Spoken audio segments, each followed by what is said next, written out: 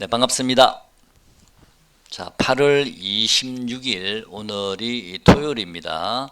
밤 10시 12분입니다. 여러분 제가 오랜만에 다시 찾아뵙습니다. 한 일주일 정도 된 것 같은데요. 지난 영상에다 잠깐 제가 댓글을 남겼다가 바로 삭제를 했습니다만은 지난 영상 댓글에다 제가 남긴 내용이 제가 초전도체 관련주에 한 일주일, 2주일간 홀릭돼 있어가지고 시장을 전혀 보지를 못했고요. 종목들도 그 초전도체 외 종목들에 대해서는 전혀 제가 관심이 없었기 때문에 초전도체 관련주에 좀 비중을 좀 많이 실었었거든요. 그래서 지수는 제가 보고는 있었는데도 불구하고 그 지수가 기억이 잘 나질 않고요. 눈에 들어오질 않았었거든요. 제가 이번 주 목요일 날 제가 초전도체 관련주를 매도하고 다시 제가 시장을 둘러보니까 그제서야 이제 지수도 눈에 보이고 종목들도 눈에 보이더라고요. 지수는 금요일에 2519포인트까지 좀 내려왔는데 지난번 제가 영상 올려드렸을 때 그 시점이 보면요, 코스피 차트입니다. 그때가 대략 어느 때였었냐면은 요때였죠. 양봉 뜬 요 날이요. 이날 제가 영상 마지막으로 올린 날이었거든요. 그래서 그때 제가 여러분께 말씀을 드릴 때는 1, 2, 3 들어왔고 양봉이 연속 떴는데 너무 낮은 위치에 있으니까 조금 더 반등은 들어올 수 있을 듯 합니다. 2500 한 30 정도까지 반등이 들어올 수는 있을 것 같습니다 라고 말씀을 드렸고요. 좀 강하게 올라가면 2550까지도 갈 수 있겠지만 한 2530 정도 반등 이후에 다시 한번 마지막 오파 하락이 나올 듯 합니다. 그 오파 하락의 마지막 종착역은 2425포인트 정도 될 듯 합니다 라고 제가 지난주 영상에 말씀드렸죠. 그런데 제가 그 이후에요, 목요일날 제가 매도를 다 하고 초전도체 관련주를 시장을 둘러보니까 코스피 캔들이 제가 생각했던 모양과 좀 다르게 나타나 있더라고요. 어떻게 나타나 있었냐면은 1, 2, 3, 그 다음에 4 반등 주고 나서 오파 하락이 나와 있더라고요.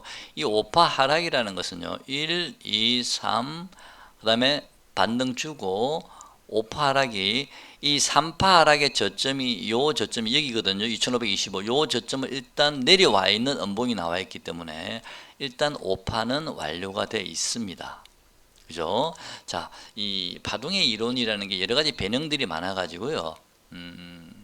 다양합니다. 그래서 A, B, C 파동으로 하락하는 경우도 있고요. 제가 자주 체크하는 A, B, C, D, E 파동까지 하락하는 경우가 있고요.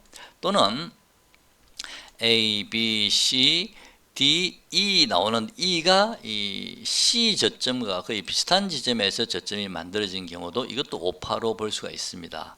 무슨 가시죠? 그래서 일단 중요한 거는 요 저점보다도 낮아진 음봉이 나왔기 때문에 오파로 볼 수가 있거든요. 그래서 여러 가지 변형 파동이 많기 때문에 일단 요거는 오파가 완료가 돼 있는 상태라고 보여집니다. 자, 그런 다음에 다시 돌아가 보겠습니다. 다시 환율 차트로 한번 가볼게요. 환율이 일봉을 보시면 제가 지난번에 영상 올릴 때 말씀드린 대로 환율은 단기적으로 일봉상 오파가 완료가 된 듯 합니다 라고 말씀을 드렸고요. 그 다음에 1310 정도까지는 좀 밀리지 않을까요 라고 제가 말씀을 드렸는데 그 이후에 환율은 꺾여서 내려오고 있습니다. 그리고 아직 1310원까지는 내려오지 않았습니다. 자, 환율은 일단 일봉상으로는 오파가 완료가 됐기 때문에 당분간 좀 조정이 필요하다라는 생각이 들고요. 반대로 코스피는 좀 당분간 상승하지 않을까라고 보여집니다. 적어도 환율이 1310까지 내려올 동안은 일단 코스피는 반등이 계속 이어질 듯 하고요. 그 1310원 지점에서는 또 한번 분기점이 또 한번 싸움이 벌어질 듯 한데 주봉 한번 보시죠. 1, 2, 3, 3주 연속 환율이 상승했기 때문에 이번 주에는 조정이 들어올 가능성이 높다라고 제가 말씀을 드렸습니다. 예상대로 조정이 연봉이 들어왔고요.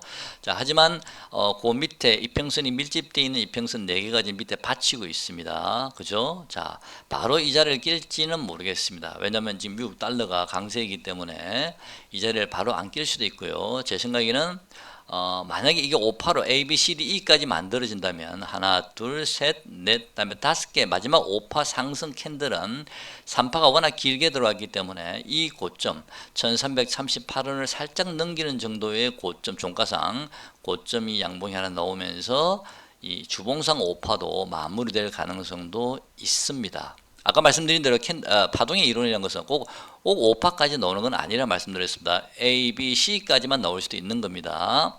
자, 그거는 그때 그 상황에 따라서 5파가 나올 때도 있고 3파가 나올 때 다 다르게 나오거든요. 그래서 지금 제가 말씀드린 건 5파가 나온다는 가정하에 말씀드린 거고, 만약에 A, B, C 파동을 본다면 이 친구는 이미 주봉상 고점이 나온 거고요. 만약 5파를 본다면 한 번 더 양봉이 좀 뜰 수 있고, 한 번 더 코스피는 요 저점 근처나 이 저점에서 조금 밀리는 정도에서 한 번 더 음봉이 나올 수 있다는 얘기입니다. 자, 당분간 환율은 옆으로 좀 횡보하지 않을까. 이 1325원 정도, 1310원 정도 요 구간에서 좀 횡보할 가능성이 약간 한 2주, 3주 정도 횡보하다가 방향성이 나올 듯 하고요. 코스피는 반등을 주더라도 대략 2500 한 2500에서요. 2500에서 2530 정도 코스피는 반등을 여기 있네요. 반등을 주더라도 2550 정도에서 2570 정도까지가 반등의 다음 주는 최대치라고 보여집니다. 다음 주는 반등의 최대치가 그 정도로 보여지거든요. 2560에서 70 정도까지요. 자, 다음 주는 자, 그러면 그 다음 주까지 요 자리에 한번 터치한 이후에 다시 한번 잠깐 약하게 되밀릴 가능성도 있습니다. 아니면 좀 다시 제자리까지 올 수도 있고요. 그러면 환율이 다시 한번 반등을 줄 수도 있는 거거든요. 그래서 일단 가격적으로는 제가 보기에는요, 지금 코스피 일봉상 이 저점이 거의 단기적으로 나온 듯 합니다. 제 생각에는 환율이 한 번 더 작은 양봉이 이 고점을 넘기는 양봉이 한 번 더 이 주봉상 이 고점을 넘기는 작은 양봉이 하나 뜬다 하더라도요, 코스피는 이 지난번 저점 2500 정도 선에서 이 저점은 이탈하지 않을 듯 합니다. 그래서 지금 현재 2519 정도니까 2500 기준으로 따지면 한 19포인트 정도 오른 상태니까 크게 부담 없이 저점 매수하셔도 될 듯 합니다. 2500을 바로 깨는 그런 사태는 지금으로서는 돌발 사태만 생기지 않는다면 큰 문제는 없을 듯 합니다. 파동도 일단 5파가 완료되어 있는 상태고요. 자, 다시 코스피 한번 보겠습니다. 자, 코스피는 일단 보조 지표를 보면요, 하나, 둘, 셋 돼 있죠. 지금 눌려져 있거든요. 최소한 적어도 한 번 정도는 더 올라갈 자리가 있거든요. 보조 지표상으로도요. 그러면 단기적으로 다음 주 월요일 날 미국 시장 금요일 좋았으니까 다음 주 월요일, 화요일, 수요일 최소한 3거래일 정도는 코스피는 추가 상승 여력이 좀 있다라고 보여지고요. 월, 화, 수 상승한 이후에 다음 주까지는 큰 문제는 없지만 또 그 다음 주에 또 살짝 눌러질 가능성도 없잖아 있습니다. 다만 이 친구를 보조 지표를 봤을 때는 상승을 하더라도 그 상승의 에너지는 그렇게 강해 보이지는 않습니다. 자, 일단 상승한 이후에 다시 누러집니다. 무슨 일 가시죠? 그래서 다음 주까지는 저는 큰 문제는 없어 보입니다. 제가 보기에는. 하지만 상승 에너지는 약하다라고 말씀을 드렸고요. 자, 그러면 지금 여러분들께서는 지수를 보지 마시고 이제는요, 종목을 보셨으면 합니다. 자, 지수는 이제 크게 하락할 자리는 별로 없고요. 그렇다고 크게 급등하지도 않을 것 같으니까 지수는 조금씩 우상향, 저점과 고점을 높이는 그런 우상향이 단기적으로 나올 가능성이 있으니까 적어도 다음 주는 문제가 없을 것 같으니까 여러분 종목을 잘 공략하시기 바랍니다. 자, 그러면 종목을 보셔야 되는데 제가 참 메모장을 하나 써놓은 게 있는데 같이 한번 보시죠. 일단 아까 조금 전에 말씀드린 코스피는 단기적으로 오파가 완료가 되어 있습니다. 그리고 급등보다는 서서히 저점과 고점을 높여가는 그런 모양이 될 듯 하고요. 또 어느 정도 짧은 오파가 만들어지고 나면 또 잠깐 눌러질 수 있을 것이고요. 또 그 다음에 또 짧은 오파가 들어오고 이런 식으로 급등해서 올라가기는 쉽지 않아 보입니다. 지금 현재 상황은요. 그렇지만 언젠지는 모르겠습니다. 적어도 올해 언젠지는 모르겠습니다만은 한 번 정도는 저는 또 밑으로 후려칠 가능성이 조금씩 저점을 고점을 높여가다가 한 번 정도 다시 한번 올해 마지막 그 자리가 저는 진바닥이라 보여지는데 다시 한 번 더 밑으로 후려칠 가능성도 있습니다. 올해 안에요. 자, 지금은 지수보다는요 종목별이나 섹터별로 좀 집중하시고요.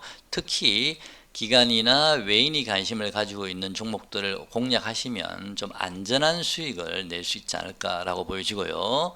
현재 시장의 주도주 섹터는 역시 전기차, 배터리 관련주요.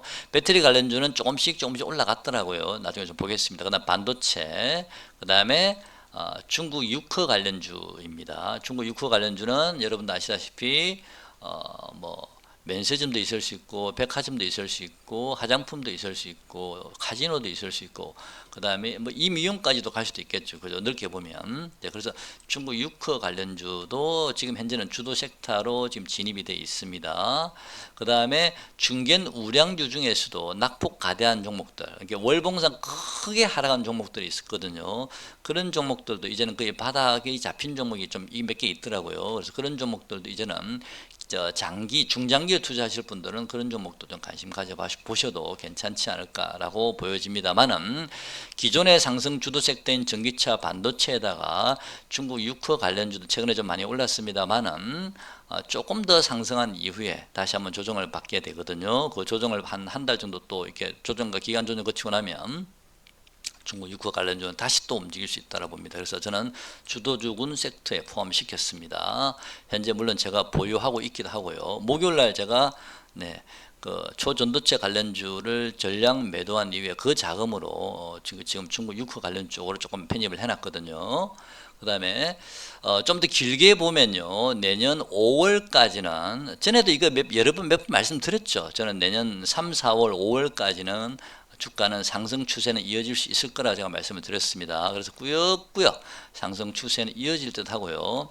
이번에 바닥이 나오고 다시 반등이 들어오지만 또 한 번 크게 또 뺄 겁니다. 저는 아까도 말씀드린 밑에 있죠, 그죠? 한 번 더 또 밑으로 후려칠 가능성이 있거든요. 그래서 또 후려치는데도 불구하고 저점은 조금씩 높여갈 가능성도 없지 않아 있기 때문에 종목별로는 그렇다는 얘기입니다. 지수는 모르겠지만 종목별로는요. 그래서 아마도 꾸역꾸역 상승하지 않을까라고 보여집니다. 이 꾸역꾸역이란 말은 제가 사실은 그때 심택이라는 반도체 종목을 가지고 제가 이 말씀을 드린 적이 있는 것 같거든요. 그래서 심택이라는 반도체 종목도 상승한 이후에 또 잘 가나 싶으면 또 밑으로 한번 훅 뺐다가 또 한두 달 더 쉬어가다가 또 올리고 이렇게 이런 식으로 갈 듯 하거든요. 그래서 내년 5월까지는 꾸역꾸역 상승 추세는 계속 이어질 듯 한데 문제는 내년 6월 정도부터, 제가 뭐 정확하게 5월이다 6월이다 7월이다까지 정확하게 알 수는 없지만 대략 내년 상반기가 지나고 한 상반기와 하반기 중간 지점 되는 자리부터는 현금 보유를 좀 많이 하셔야 될 듯 합니다. 그때는 아마 크게 한번 뭔가 터지지 않을까라는 생각도 개인적으로 하고 있거든요. 그래서 6월부터는 조심하자. 좀 빨리 움직이실 분들은 뭐 5월부터 조심하셔도 되고요. 현금 보유하시면서. 자, 요거 분명히 제가 말씀을 드렸는데 맞을지는 모르겠지만 꼭 참고하시기 바랍니다. 그 다음에 올해 하반기까지 미국, 지난번에 영상에도 제가 이 말씀 드렸죠, 그죠? 올해 하반기까지 미국 국채를 매각을 해야 되는데 국채를 매각하게 되면 달러가 너무 많이 빠지면 곤란하겠죠, 그죠? 그래서 달러는 뭐 강세를 유지한다라기보다는요, 적어도 현 수준에서 크게 약세로 만들지는 않을 것 같습니다. 의도적으로 미국에서. 그래야 매각이 되니까 쉽게요. 그러면 현 상태에서 크게 약세를 만들지 않는다는 얘기는 상대적으로 보면 원화가 계속 이렇게 약세를 유지할 가능성이 좀 있어 보이고요. 지금 환율이 1320원인가 돼 있죠. 당분간 올 하반기까지는 환율이 크게 많이 하락하지는 않을 가능성이 높다, 그런 얘기입니다. 그래서 그렇다는 얘기는 외인들이 이 집중 매수하기에는 원화가 약세되어 있기 때문에 집중 매수하기는 좀 어려운 시장이다라고 보여지고요. 그래서 지수 자체는 큰 상승이나 급등보다는요, 올랐다가 내렸다가 하면서 저점과 고점을 조금씩 올리는 그런 꾸역꾸역 장세가 올 하반기에는 내년 상반기까지도 계속 이어질 가능성이, 올 하반기까지는 적어도 이어질 가능성이 높다라고 보이고요. 그 다음에 미국이 국채가 매각이 이제 잘 원활히 마무리가 되면 그때는 원 환율이 좀 떨어지지 않을까.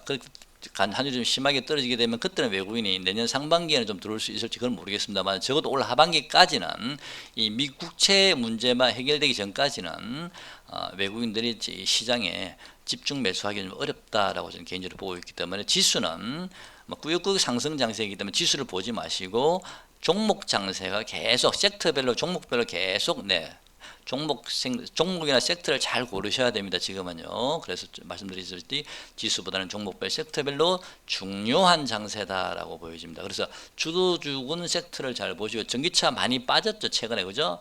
가격이 거의 반토막까지, 에코프로 비행 같은 경우는 뭐 거의 반토막 가까이 났지 않습니까? 가격적으로 메리트가 있죠. 그죠? 그래서 전기차 관련주, 배터리 관련주 꼭 이제 한번 챙겨 보시고요.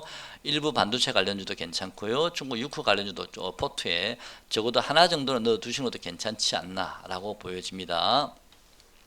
그 다음에 이 중국 문제가 지금 문제인데요. 뭐 여러분도 잘 아시다시피 이 중국 문제는 9월 중순 정도에 이제 뭡니까, 이자를 다 이제 원금은 아니지만 적어도 이자를 만약에 상환을 하게 되면 한 고비는 넘길 수가 있거든요. 근데 제가 보기에는 지금 당장 터뜨릴 것 같지는 않습니다. 그래서 올해는 그냥 넘어갈 가능성이 좀 높다라고 보고 있었고요.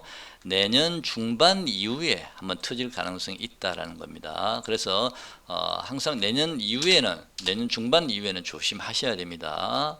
그때는 크게 한번 빠질 수도 있고요. 그 다음에 미국의 금리도요. 솔직히 말씀드리면 저는 미국 금리가 지금 현재 미국 기준금리가 얼마죠? 5.5 정도 돼 있나요?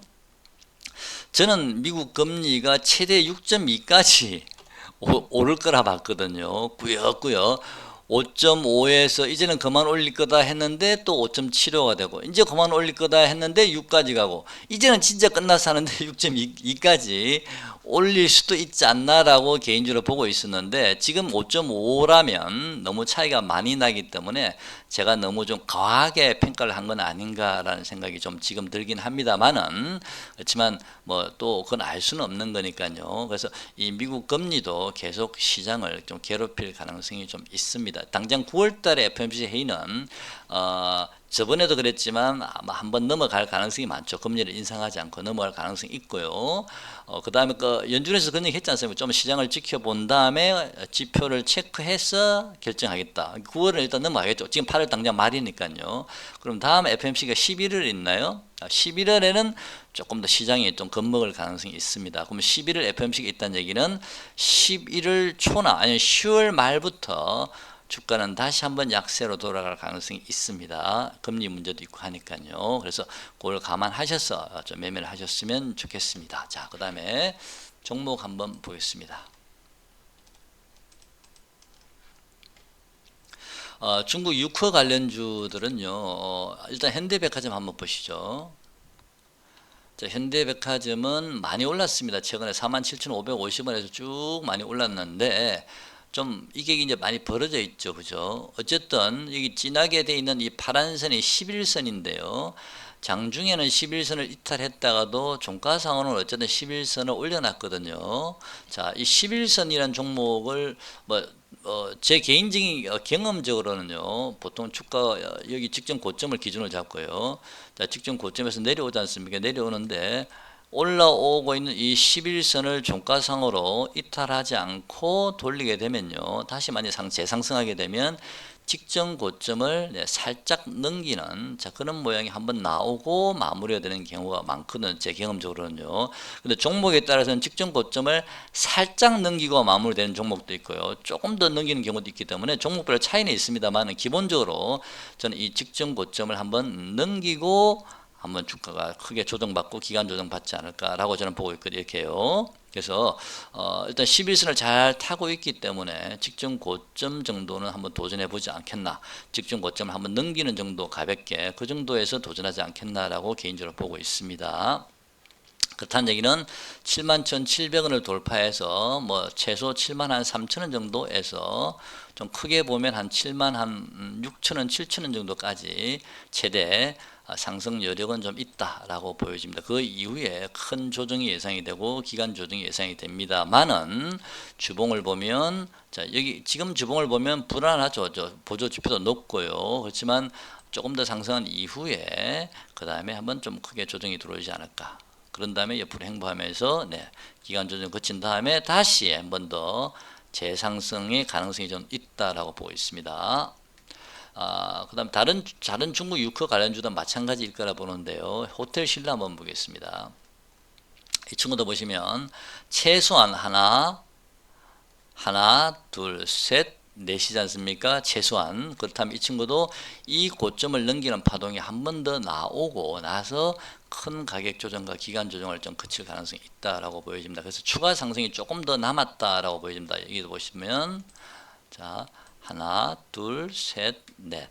이 고점을 넘기는 파동이 한 번 더 나오는데 대신 이 3파가 워낙 강하게 들어왔기 때문에 5파는 그렇게 강하지는 않을 것 같습니다. 그러니까 이 고점, 여기 상승폭만큼 올라가지는 않을 것 같거든요. 그래서 어쨌든 이 고점 93,200원은 좀 한번 넘기고 마무리가 되지 않을까라고 보여집니다. 그죠? 일봉상 보조지표도 조금 더 갈 자리 있어 보이죠. 지금은 다시 저쯤 내려왔으니까 조정받았으니까 눌림목 받았거든요. 그래서 이 고점은 넘길 수 있겠다. 그런 다음에 큰 조정과 기간 조정, 큰 가격 조정과 기간 조정이 예상이 됩니다. 그래서 중국 관련 유커 관련주들은요 단기적으로는 조금 더 상승할 여력이 있고요. 물론 뭐 바닥 기준을 보면 이제 얼마 남지는 않았지만 단기적으로 좀 더 올라갈 자리가 있고 그 다음에 큰 가격 조정과 기간 조정 거친 이후에 중기적으로 보면 다시 한번 또 재상승할 가능성이 있어 보입니다. 자, 그 다음 중국 관련주 봤고요. 그 다음 이번에는 전기차 배터리 관련주 한번 볼까요? 에코프로 BM 한번 보겠습니다. 자, 에코프로 BM도 보면 이 종가가 얼마죠? 33,7,500원. 이 종가가 얼마죠? 33,2,500원. 자, 에코프로 BM은요. 지금 아주 짧게는요. 작은 소파동상으로는 5파가 조금 만들어져 있거든요. 그래서 에코프로비엠은 아마 내일 월요일에 지수가 좀 오른다 하더라도 이 종목은 조금 숨고르기를 할 가능성이 옆으로 행보하거나 약간의 가격 조정과 옆으로 좀 행보하다가 다시 한 번 더 또 재상승하는 이런 모양이 나올 가능성이 있어 보입니다. 그래서 만약에 전기차 배터리에 관심 있으신 분들은 에코프로비엠이 잠시 보조 지표도 보니까 좀 어느 정도 올라왔죠. 조금 숨고르기가 좀 들어와야 되지 않을까 싶습니다. 한 번 더 갈 자리가 있네요. 잠깐만요. 자, 어쨌든 내일 월요일 당장은 에코프로는 바로 못 올라갑니다. 그래서 월요일, 화요일 2, 3일 정도 조금 숨고르기, 약간의 가격 조정과 약간 2, 3일 숨고르기 하다가 다시 한번 재상승 가능성이 있으니까 배터리에 관심 있는 보신 분들은 또는 에코프로비엠에 관심 있으신 분들은 이제 공략하셔도 되지 않을까 싶습니다. 에코프로비움은 지난번에 제가 말씀드릴 때 처음에 여러분께 말씀을 드릴 때는 2,500을 지지한다는 전제하에 제가 여러분께 30만원 정도 종가가 나오면 어느 정도 바닥점입니다 라고 말씀을 드렸고 장중에는 살짝 30만원 이탈하는 뭐 29만 얼마까지 내려올지는 몰라도 결국에는 이 30만원 정도는 종가상 지지가 될 듯 합니다 라고 말씀을 드렸었고요. 또 그 이후에 제가 만약에 코스피가 2,425까지 크게 밀려버린다면 그때는 에코프로비엠은 30만원이 아니라 26만 5천원에서 27만원까지도 밀릴 수 있습니다 라고 말씀을 드렸는데 코스피가 다행히 2,500을 잘 지지를 하고 있기 때문에 에코프로비엠도 이 30만원이 지금은 거의 저점으로 보여집니다. 한번 볼까요? 이때 저점이 얼마였죠? 30만 한번 깼죠? 장중에 그죠? 안 깼나요? 안 깼네요? 29만 8,500까지 한번 잠깐 갔다 왔죠. 그죠? 살짝. 그죠? 그래서 이 친구는 처음에 제시해 드렸던 2,500을 지지한다는 전제에 처음에 제시해 드렸던 요 30만 원 전후가 결국엔 저점이 나온 것 같습니다. 그래서 에코프로비엠은 월요일, 화요일, 수요일 잠깐 휴식하는 동안에는 저점 매수하실 분들은 저점에서 잘 공략해 보시기 바랍니다. 그리고 에코프로비엠은 수급을 보니까요. 기관들이 계속 핸들링해서 밀고 들어오고 있거든요. 괜찮죠, 수급이. 그죠? 외국인들은 최근에 좀 팔았습니다만 그 전에 외국인이 많이 사는 게 있기 때문에 에코프로비엠 전기차 배터리 중에서도 에코프로비엠은 이제는 좀 괜찮지 않나, 이제는 거의 바닥근 근처이지 않나 라고 보여집니다. 잠깐 숨고르기 들어올 때 공략하셔도 될 듯 합니다. 자, 여러분께 죄송합니다. 이 에코프로가 저하고 잘 안 맞는 것 같습니다. 95만원 결국은 안 왔거든요. 자, 에코프로도 이제는 95만원까지는 당분간 오기는 쉽지 않아 보이고요. 에코프로 수급은 외국인이 기관보다는 조금 더 관심이 많거든요. 에코프로 BM은 기관이 좀 관심이 더 많고요. 자, 이제는 에코프로도 95만원 오기는 힘들 것 같으니까 일단 목표가 우선 한 200 정도 보시고요. 길게 보시고 관심 있으신 분들은 공략해 보시기 바랍니다. 그 다음에 중국 관련주, 그 관련주 말씀드렸고, 폐배터리 관련주 말씀드렸고요. 그 다음에 반도체 관련주, 제가 주도주군이라고 말씀드렸던 반도체 관련주만 한번 체크해보고 넘어가도록 하겠습니다. 반도체 관련주는 일단은 뭐 한미 반도체라든지 이수페타시스라는 종목 있죠, 그죠? 네, 그런 종목들도 한미 반도체는 제가 지난번에 뭐 7, 8만 원 정도는 가지 않겠습니까? 라고 말씀드린 적은 있죠, 그죠? 기억하시죠? 근데 거기까지 갈지는 모르겠습니다. 근데 연련이 있습니다, 그죠? 충분히 연련이 있으니까요. 한번 보시죠, 한미 반도체.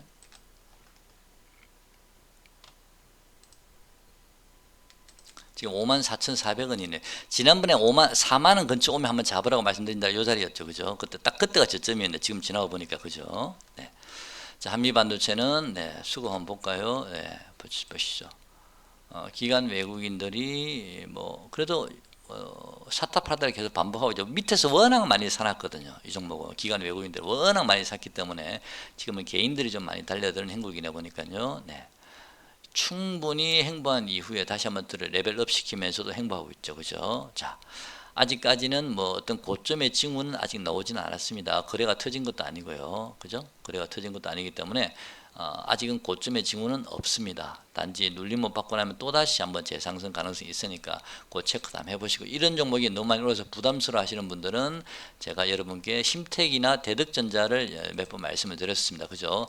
자, 대덕전자 한번 볼까요? 대덕전자가 어디로 가냐 볼게요. 심택 얘기 있는데 심택 먼저 한번 보겠습니다. 그냥 자, 심택도 33,050원 찍고요. 자, 하나, 둘, 연봉 받고 한 번 더 가겠네, 그죠? 자, 심택도 보면 자, 기관 외국인 수급도 이제 들어오고 있습니다. 그동안 외국인이 계속 팔았었는데 기관은 꾸준히 샀었고요. 외국인도 들어오고 있습니다. 수급이 이제 괜찮아졌죠, 그죠? 자, 심택도 일봉을 이렇게 좀 주봉을 보시면 심택도 많이 오른 건 아니죠, 그죠? 계속 옆으로 행보하고 있죠, 그죠? 자, 이 행보가 끝나고 나면 심택도 또 반등, 요 고점을 넘기는 반등이 나올 것 같습니다. 그런 다음에 또 눌러지고 이렇게 해요. 그렇게 되거든요. 만약에 이번에 여기를 돌파하게 되면 이전에 심택은 요 자리가 저점이 될 겁니다. 37,800원 정도가 저점이 될 가능성이 많으니까 37,800원 돌파한 이후에 나중에는요. 그래서 심택도 꾸준히 관심을 가져보시고요. 주봉상 아직도 심택은 많이 안 내려왔다, 그죠? 좀 내려오면 더 좋을 텐데 많이 안 내려오긴 했네요. 그렇지만 뭐 최소한 일봉이라도 조금 좀 쉬었다 가면 좋겠는데 지금 보니까 일봉상으로도 어느 정도 좀 조정을 받은 것 같긴 하죠, 그죠? 네. 계속 여러분 심택도 관심 가져보시고 대덕전자도 마찬가지입니다. 관심 가져보시기 바랍니다. 반도체 관련주들요. 반도체 관련주는 한미반도체, 이수펜타시스, 심택, 대덕전자 뭐 이런 종목들 위주로 좀 관심을 가지시는 게 좋아 보이고요. 그 다음에 코인테크라는 종목 한번 볼까요? 오랜만에. 이 종목 많이 빠졌죠, 그죠? 자, 월봉상 추세는 현재 살아 있습니다. 이 종목은, 그죠? 자, 하나, 둘, 이제 오파가 물론 양봉이 하나 나왔기 때문에 이 고점을 넘기는 양봉이 나왔기 때문에 오파가 일단 나왔지만 이렇게 조잡하게 끝낼 것 같지는 않거든요. 그래서 코인테크도 좀 상당히 많이 빠져 32,600원이면 잠깐만 여기 한번 보죠. 제가 지난번에 한번 이 친구 잡아놓은 게 있는데 이때가 저점이 얼마죠? 33,600원이면 거의 가격적으로는 좀 저점이 놓은 게 아닌가요? 하나, 둘, 셋. 파동도 거의 오파가 놓은 것 같고요.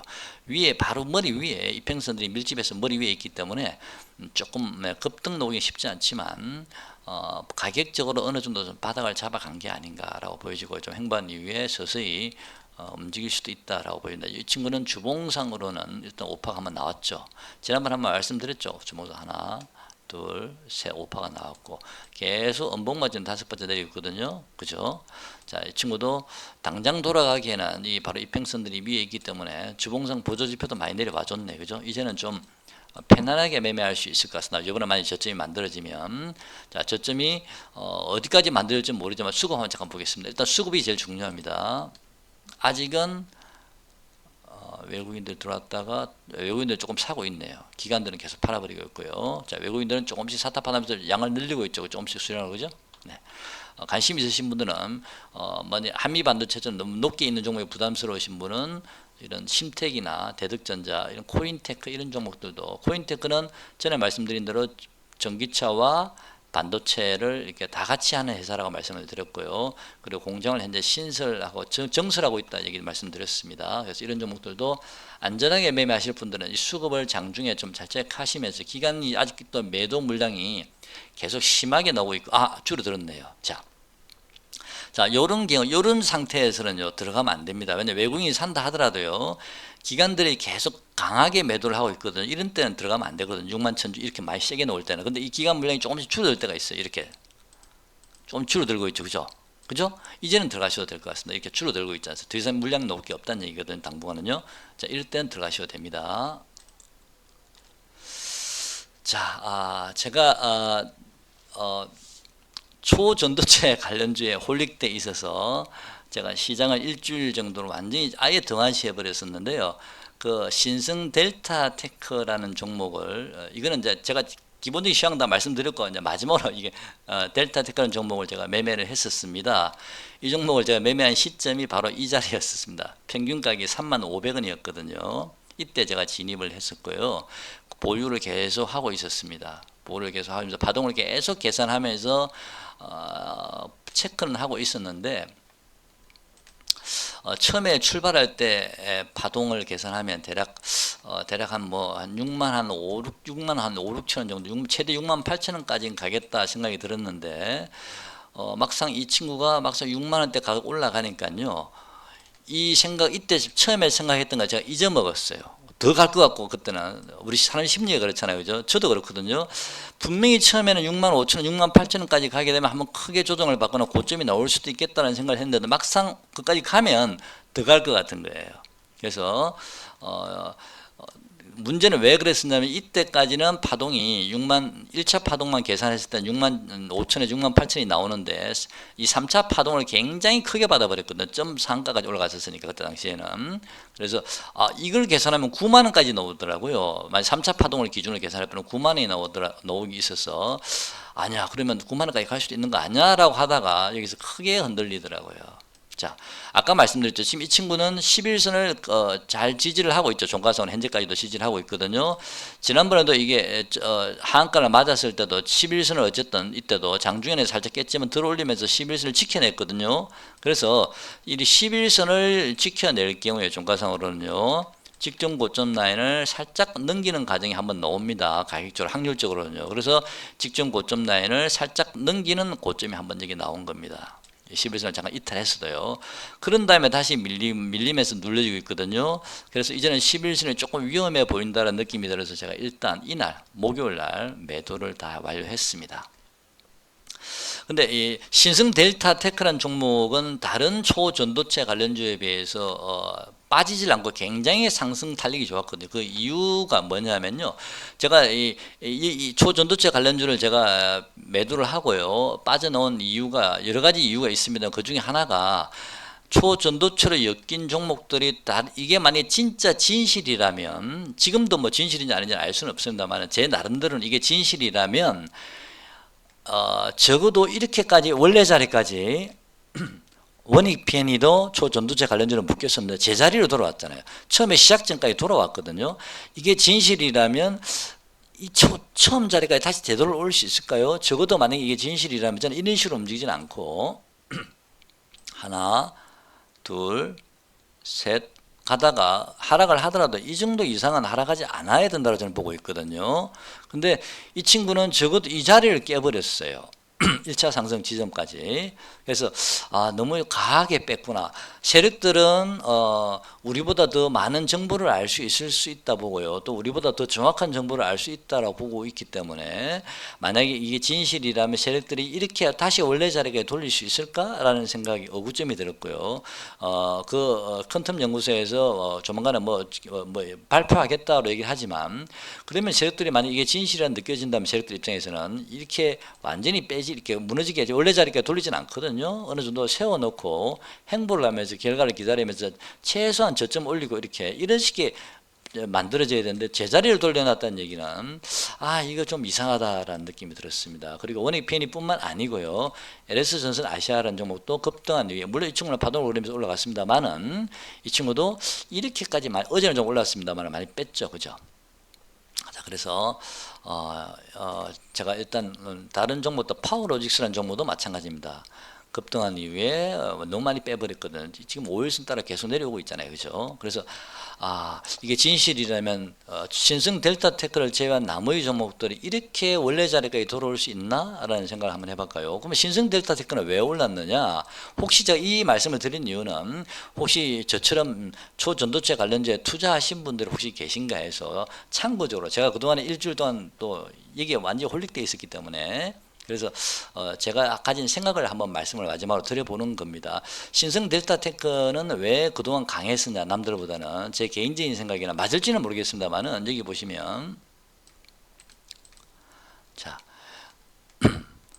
여기 거래량 하나 보이시죠? 여기 그죠? 저는 이 거래량 여기도 물론 있습니다. 조금씩 보이죠? 흔적이 보이죠? 이게 저는 매집의 거래량이었다 보여지는 거죠. 물론 상승을 했기 때문에 그런 생각이 들겠죠. 매집의 거래량이라 보여졌고요.